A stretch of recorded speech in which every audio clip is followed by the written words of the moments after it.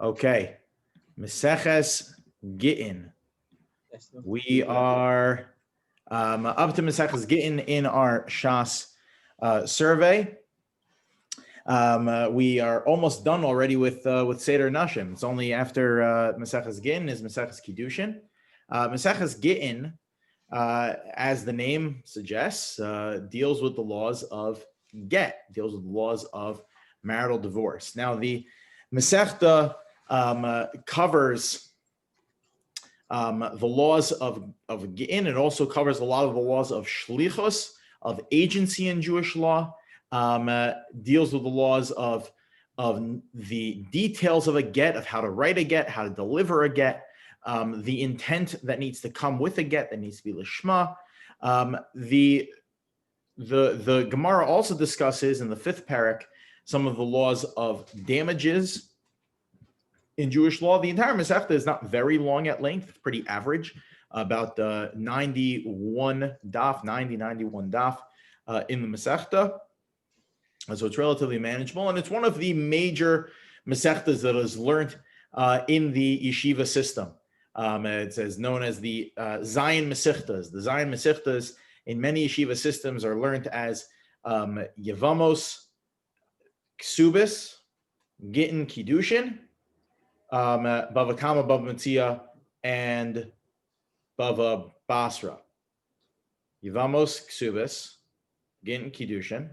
Yeah. And then the three bavas. These are the three major mesechtas that are brought into the yeshiva system. A number of other mesechtas, yeshivas also bring in nedarim and shvuos. They bring in makos. What about moed? Nothing from moed? Moed. Some yeshivas have Shabbos as part of the mixed, or the third parak of Sukkah. Is learned in the yeshiva system, maybe for like a kayetzman, Beitza maybe for like a kayetzman, but not spent a full year on. And that was it was originally in Volozhin.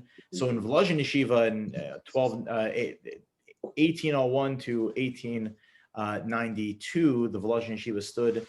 Yeshivas Eitz Chaim, started by Reb Chaim Volozhiner, took over by the Netziv in 1854. So the Volozhin yeshiva, by its inception, was designed to be the center of all of Torah, and they started with brachos, and they didn't only actually do even just Bavli Tzadikol. He's here.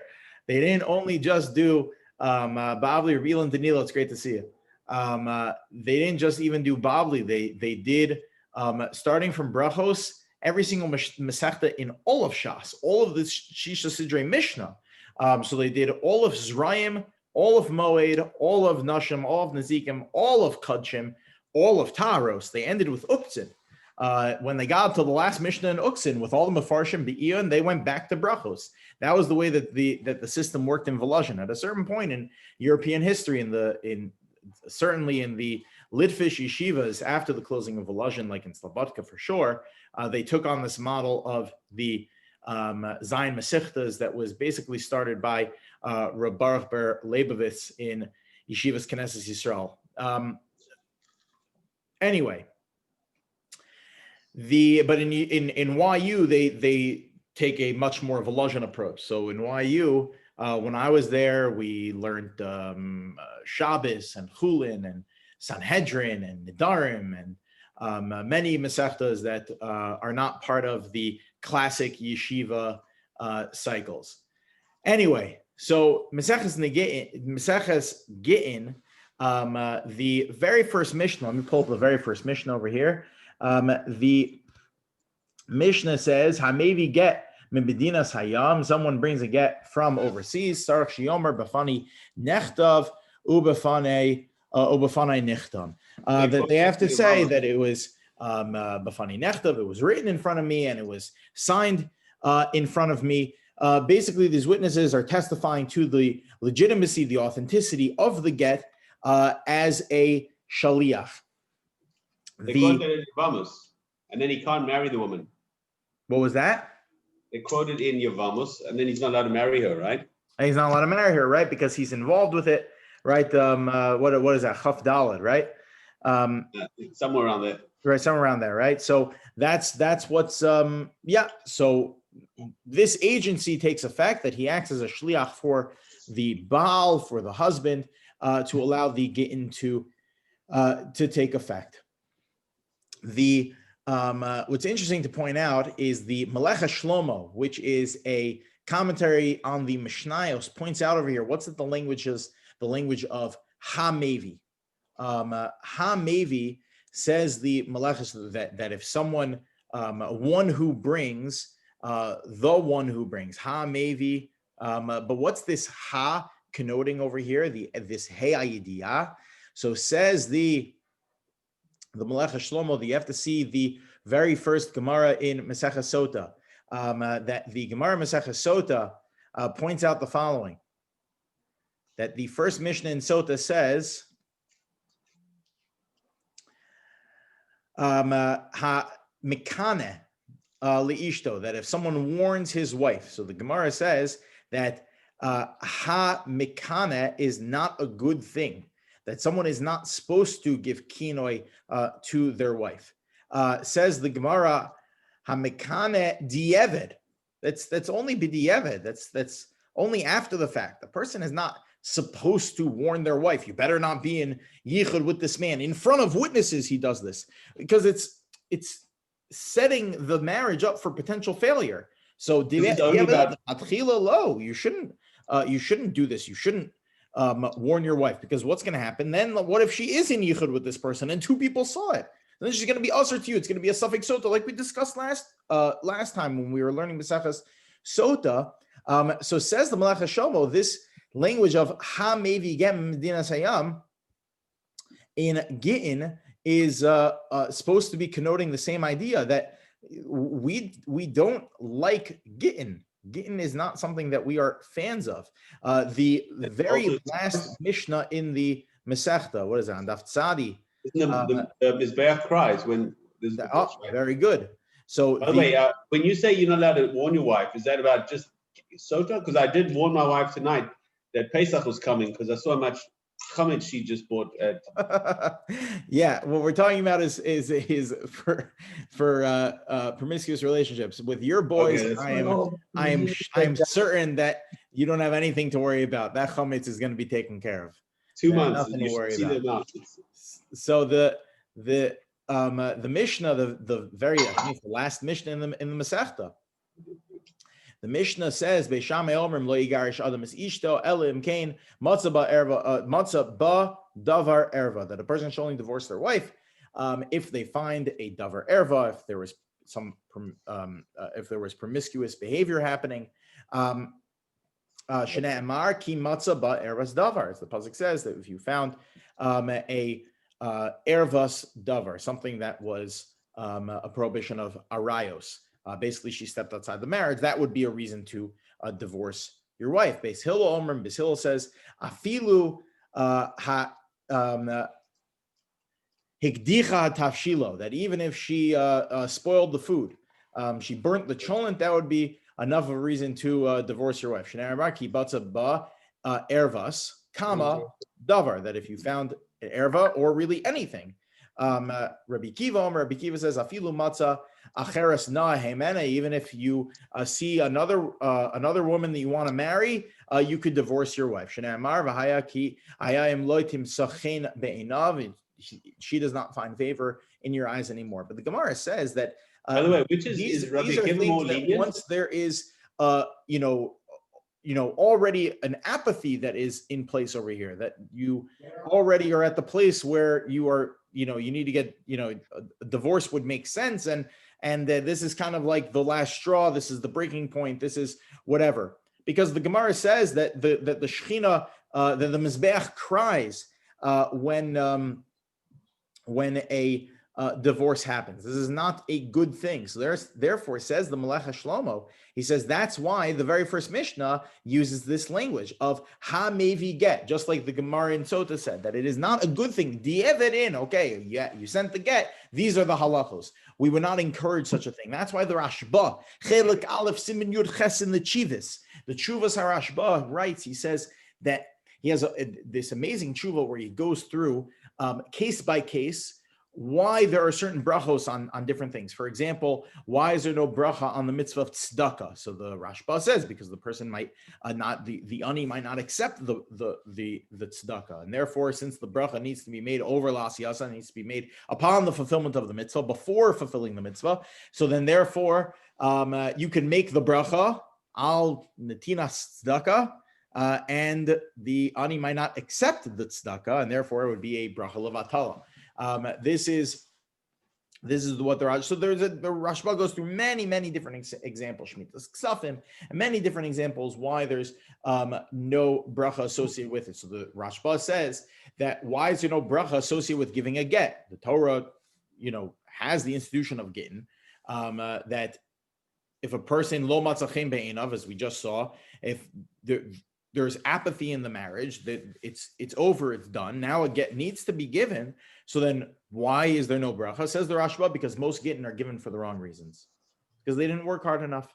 Simply put, that's what the Rashba feels, that we don't give up that easily. And since most of the time a get is given for the wrong reasons, obviously there are times where it can be given for the right reason, and that's what the Gemara deals with at the end of the Masechta, but there most of the time are wrong reasons why a get is given, and therefore, being that it is not the appropriate thing to do, therefore there's no bracha instituted with it. That's what the Rashi like chalitza gets a bracha, no? What was that? Does chalitza get a bracha? Chalitza, no. Chalitza has psukim given. In fact, that's the same idea. Meaning chalitza is a b'diavad in the sense that even though we saw the machlokas Abba Shaul and the Rabbanon when we learned Yivamas about whether or not Yibam is better to do over chalitza or chalitza is better, Abba Shaul thinks that chalitza is better to do, but even so, the there's no chalitza, even if chalitza is the preferred option today, chalitza in its by definition is the second choice, right?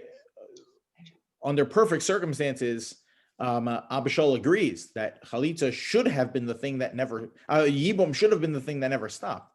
Chalitza, in fact, the language we use for a person who does chalitza, that he's called the chalutz hanal, right? He's called the person that his shoe was removed, right? This is it's almost derogatory in a sense. So therefore, there's no bracha associated with chalitza either.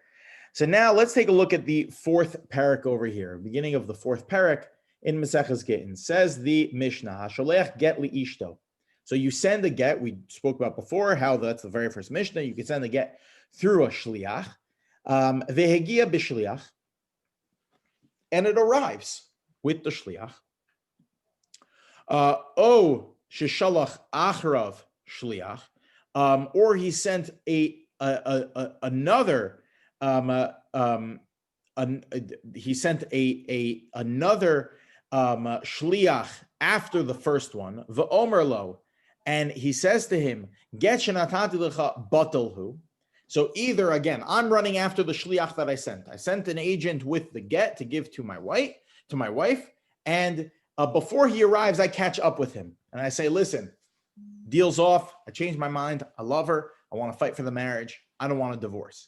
Okay? Or he sends an agent to do the same thing, to break it up before the original agent gets there with the get. So then, harei batal. The get is a batal. It is null and void. The get is no longer good. Kidim etzel ishto.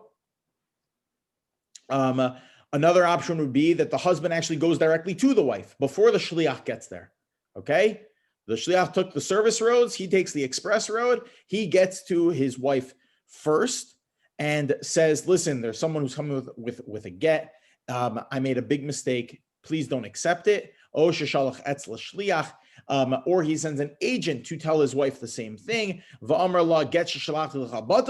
This get is null and void. The get is batal. So what do we see from this Mishnah right off the bat? That there's a concept of bittul haget, that you can absolve a get even after it's written lishma, it's written properly, it is sent accordingly, but you can make the get null and void even after it's written. Let's see what the Mishnah says next. By the way, the get is the name of the document or the name of the act? The name of the document. The name of the act is. So you can nullify. Yeah. Sorry. The name of the act is gittin. The name of the document is a get. The reason it's called a get, that's interesting to point out, by the way. The reason it's called a get, take a look at the very first, I think it's the very first Tosfot over here. The Tosfos over here points out why, right over here, Tosfos says why a get is called a get. Masha noagim lichtov yudbe shurot beget omer Rabbeinu Tam. Why is it that there are 12 lines in a get? So says Rabbeinu Tam, the get gematria yudbet, because get has the same gematria as 12, and that's why we write 12 lines in a get. Interesting that this custom is based off of a gematria of a not Hebrew word, right? This is a Mishnaic word. This is not a Hebrew word. Get. This is not a Torah word, right? Gematrias are usually found in biblical language, but this is Tanaic language, which is just interesting to point out. The Re points out the reason there are 12 lines in a get is because that's how many words there are in the pasuk. Also it's interesting to point out that the letter Gimel and the letter Tet never appear next to each other in the Torah. There's never anywhere in the Torah where Gimel and Tet are next to each other in the Torah. Also interesting to point out. Like even not in order. I mean tug. What was that? Right, meaning Gimel Tet is not in the Torah. So take a look at this. Let's get back to this Mishnah. So the Mishnah writes the following. Im she'egia get liyada. Let's assume that the get made it to her hands before he was able to put a stop on it, before he was able to make it batal. Okay? Shuv ein yachol levatlo. He no longer is able to make it batal, right? Because now the get has been accepted. That's the end of the story. The marriage is now over. They are divorced. Once they're divorced, the only way to fix it is by getting married again. That is, assuming that they even still can, right? Because if she marries another person, then that's it. That's Machzer Grushaso. But once the get is given, the marriage is over. Berishona, Hayaosim Bezdin Memakom Acher, so Umevatlo. So originally, what they did is that he was able to put together a bezdin and nullify the get, right? Meaning he didn't need to. Over here in the first part of the Mishnah, what we're assuming is that he needs to actually send a shliach. Why can't he just put together a bezdin and say the get is batal? Why does he need to actually send a shliach to either tell her or tell the person who is bringing the get, or he himself needs to either tell her or tell the person who's bringing the get? Why can't he just make it null and void?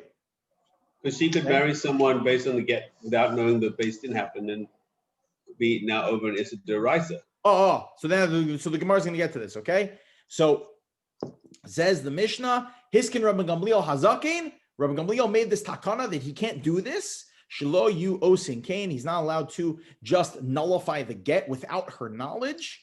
Mipnei tikkun ha'olam, because of tikkun olam. Okay, exactly. Yeah. Tikkun olam, because of betterment of the world. Let's take a look at the Gemara over here. Okay. Listen to this Gemara. It's an amazing Gemara over here. The Gemara says, "Be a mamzer in the world if he doesn't do that." You're right on it. You're right on it, Gavin. Where Rabbeinu Tom, come on. Don't let your father. I gave him overshadow you. dairy for dinner. He's not himself tonight. Dairy for dinner. What do you have? Cheesecake over there? Worse, what's it called? Alfredo pasta. Dila, I told you that they'll get rid of the chametz. Not to worry. Okay. Mipnei tikkun ha'olam. For betterment of the world. What is mipnei? So my mipnei tikkun ha'olam. What is tikkun ha'olam over here? What do we mean by tikkun ha'olam? Rabbi Yochanan Omer. Rabbi Yochanan says mipnei takanas mamzerim. Because we're afraid of mamzerim. Why? What's going to happen? That she will go ahead and she thinks she's divorced. She's going to go get married, right? And we think it's a perfectly legitimate marriage. She has a get to prove it, right? And she's going to have children. And she is technically an Ashes Ish.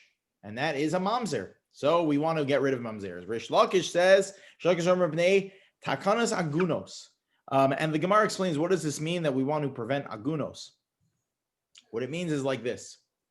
If we make him send a shliach and not take the lazy way out, so then she is going to know that she is still married. Okay? I'm sorry. Yeah, she's going to know that she's still married. What? It's going to be a suffix? She won't know, right? She might know. He won't know. Yeah. She won't know. Won't know. Right. Okay.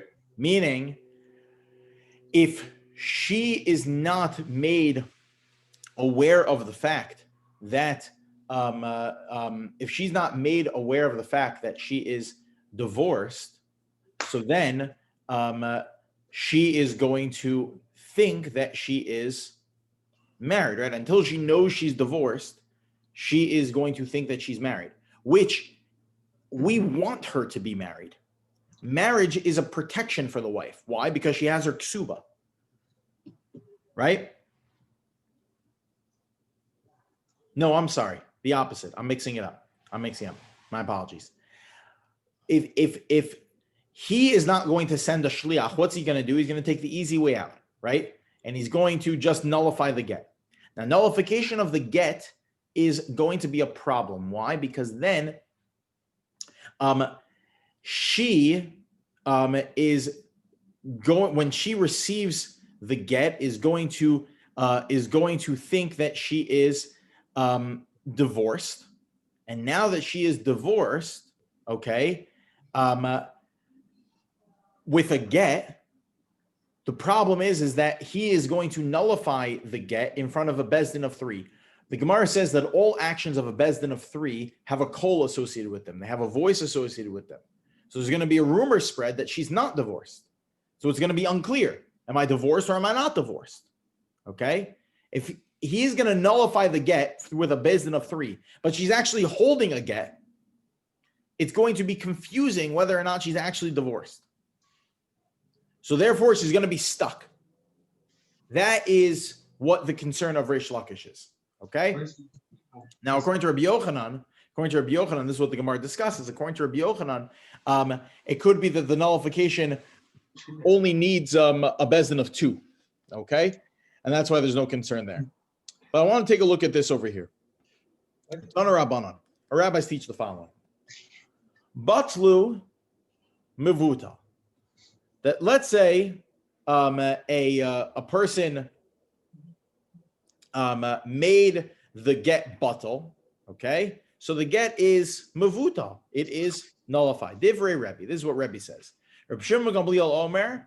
Reb Shimon Gamliel says, Eino yachol lo levatlo v'lo lahosav al tano. He's not allowed to make it batal. He's not allowed to add on any conditions to the get, because she'im kain ma koach bezdin yafeh. What power does the bezdin have? Meaning that he wants to make sure that Rabbi Gamliel's authority is clear. And when Rabbi Gamliel said that he is not allowed to nullify the get after it was sent, we want to make sure that that is not just a warning that you shouldn't do it, but that it wouldn't even take effect. According to Rabbi, it would take effect if he did actually nullify it. So then the get is technically nullified. That's, according to the Torah, There's nothing wrong with nullifying a get. You're allowed to nullify a get. So therefore, the get should be ripped up, and doesn't apply anymore. But once the get is already on its way, so according to Reb Shimon Gamliel, it is impossible to nullify this get because ma koach bezdin yafa. So says the Gemara, mi ika midi midoraisa batal gita mishum ma koach bezdin yafa sharina neishes islama. Says the Gemara, asks, I don't understand. If according to the Torah, and we've discussed this concept in the past in different contexts, but the Torah has a prescribed set of rules and regulations to it. Okay, this is part of the rules and regulations of giving a get. Part of giving the get is the ability that the husband has to nullify the get, assuming that the woman did not receive the get already. You have to be careful using the word get as in receive, but did not receive the get already. Okay, if she did receive it though, then that's it. So all bets are off. But if she did not receive it already, according to the Torah, he has the ability to nullify the get. So now, just because Rabbi Gamliel doesn't like it, doesn't mean that he can totally ignore Torah law. So this is the question the Gemara is asking. Says the Gemara the following. Actually, he can, because he's not ignoring Torah law. Says the Gemara, Kol the Mekadesh, that whenever a person gets married, Adate de Rabbanon Mekadesh, they get married according to the view of the rabbis, meaning that the rabbis are giving their stamp of approval onto the marriage, and therefore the rabbis have authoritative capacity over the marriage. This is what the Gemara says. I saw that in Yavamas. They can even nullify the marriage, right? That's right. Okay, they could even nullify a marriage. This comes up in about 6 different places in Shas. It's expanded by the Rishonim in just a few other places. This concept of afkinu. So what is afkinu? Rashi says that afkinu is based off of hefker bezdin hefker. That the rabbis have this sense of control over our financials, the same way that the United States can exert what's it called? The eminent domain. Thank you. They exert their eminent domain. So the Bezdin has eminent domain as well. And if the Bezdin see that there is a real threat to the woman, then they are going to step forward and protect her by saying that no, you cannot divorce your wife in this way. We have the authoritative power over your marriage. And therefore, we are essentially, even though you nullified your marriage, you nullified your get, but we're going to nullify your marriage. Okay? So now the Gemara says that this is all well and good with regards to the actual transaction of the marriage. Okay, so the marriage is ripped up. But if that's the case, so then that could take a retroactive approach. If it's a retroactive approach, doesn't get a ketubah. What? Then she won't get a ketubah. Well, at least the Gemara focuses on the fact that the bia that you did, the fact that let's assume that you did, you could do kiddushin with one of 3 ways, either with kesef, shtar, or bia. So we customarily give with kesef, we give with a ring, but you could one of the ways of getting married is through bia, through relations, and if that's the case, so then if the kiddushin was no good, so then that means that the that act was an inappropriate act. This is what the Gemara deals with next. But anyway, we're not going to focus on that. I want to focus on this concept of more mamzers. So the Gemara, again, like I said, it's a very good question. It wouldn't be mamzers because they not married. They were married at the time that the mamzerim, God forbid, at the time that the children were conceived and then born, right? But the definition of a mamzer, I thought, is if you have a relationship with a woman who's already married, as opposed to if you have a relationship with a random woman who's not married. Right, of course. Right, of course. But let's assume that. What about if this was a No, what's the case? Yes, you are right about that. But what's the case that this could? No, I think the Gemara says that kol bilas o bilas nus, that all the entire time that they were together, it is like znus. Yeah, they're not mamzer because there was no arayos here, but I think all of the bios were bios nus. Anyway. Yeah, I agree with that. I'm just saying that the child is not a mamzer. No, the child's not a mamzer. No. Yeah. So now, this concept of afkinhu is discussed in the Rishonim, and it's a question of how exactly it works. I just want to say off the bat that the Rashba, also in the Chuvos, says that this concept of afkinhu can only be applied where the rabbis in the Gemara or in the Mishnayos felt that this concept applies. Okay, meaning Tanaim and Amoraim, applied this concept. We no longer have the right to apply this concept, and this is an accepted opinion. So let's say, for example, this was a creative solution, but it didn't work because we don't have the right to apply it. But this was a potential creative solution to the to husbands that are being recalcitrant in divorcing their wives. That had she known that this is the way that the husband was going to act, so this marriage was not the way that the rabbis wanted people to get married, right? And therefore, we should relinquish her from her marriage and say afkinhu, right?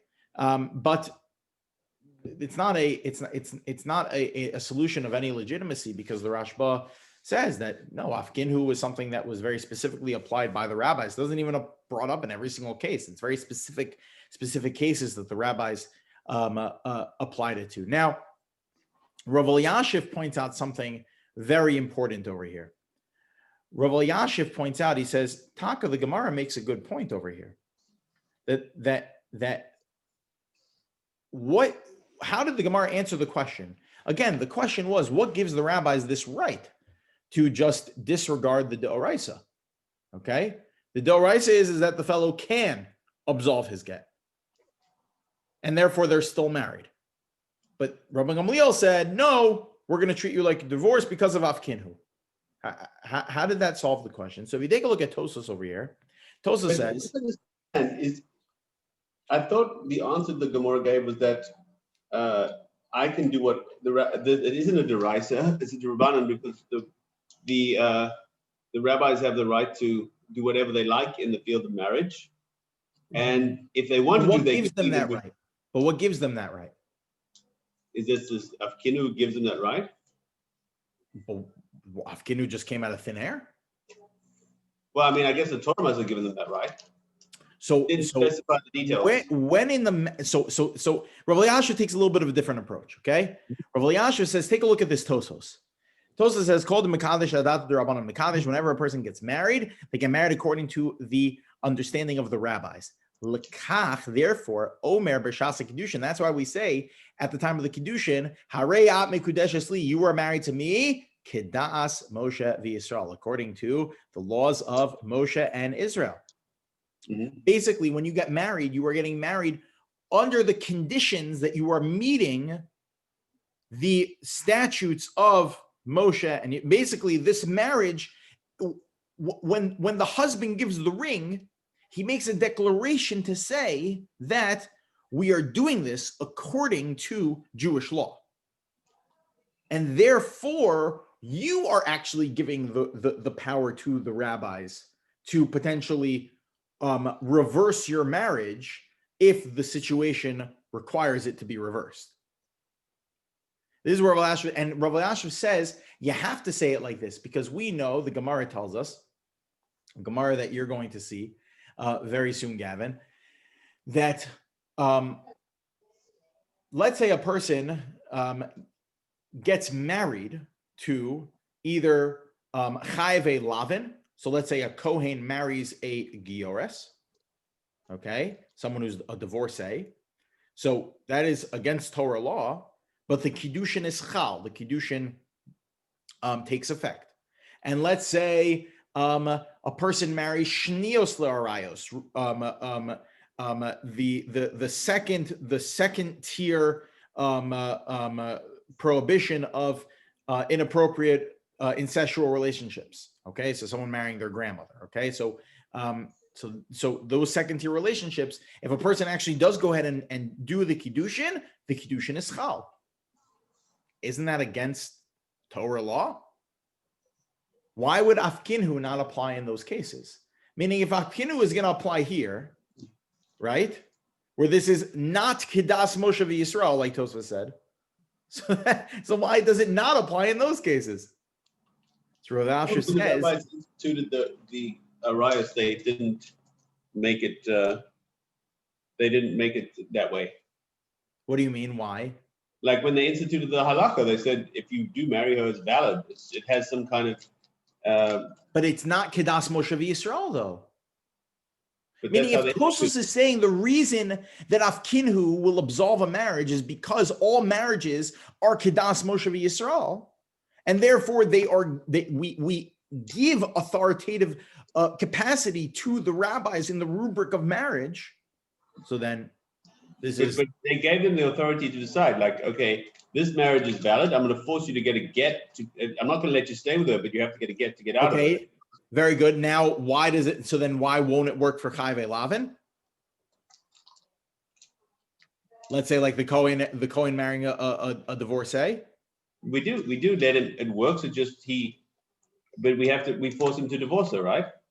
So but here we say that here we're not forcing him to divorce her. We're preventing him from not divorcing her. We absolve the whole thing. No, the whole marriage is uprooted. Okay. But Rav Elyashiv gives it. I think you said before what Rav Elyashiv says, which is this: that here this is legitimate marriage. All legitimate marriages, which are prescribed by the Torah, are done kiddas Moshe v'Yisrael, are done according to the authority of the rabbis, and therefore the rabbis have the right to reverse the marriage. They're given that authority. When it comes to Chai Lavin, when it comes to Shnios, when it comes to those prohibited relationships to begin with, but that the Kiddushin is still Chal because the Torah allows it to be, that the Torah allows the Kiddushin to work, there, the marriage was never done kiddas Moshe v'Yisrael, and therefore they actually don't have any authority over the marriage. I like that. Yeah, that's where Rabbi Yasha is. It's a brilliant answer. It's a brilliant answer. All right, very good.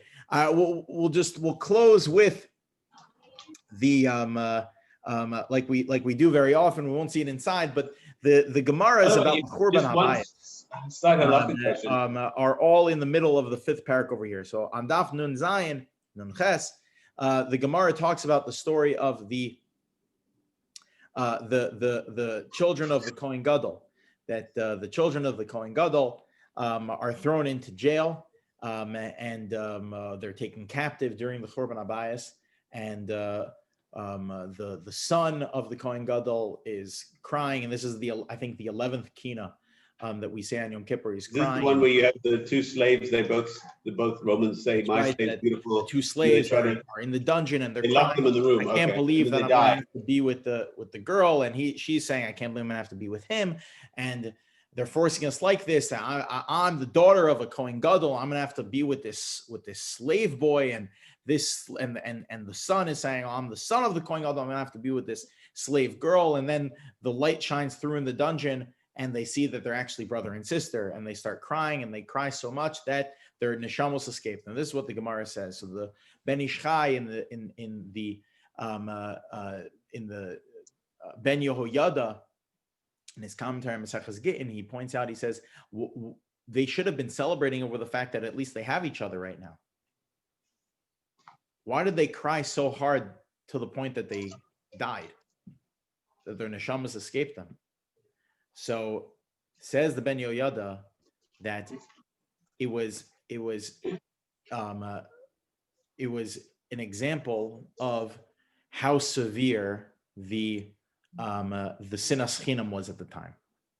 That she was so upset because of the fact that she had to be with this person of a lower class. And he was so upset that he needed to be with this woman of a lower class. And they referred to each other like that. And when the sun shined through the dungeon and they saw each other and they saw that they were wrong and they made an inappropriate assessment about another person, that to them was a message of we messed up. We messed up. We don't treat each other well. We don't think about each other well. And that they could not bear that on their souls anymore. They felt that the Khurban was directly affected by them. And that is the reason why they cried so hard.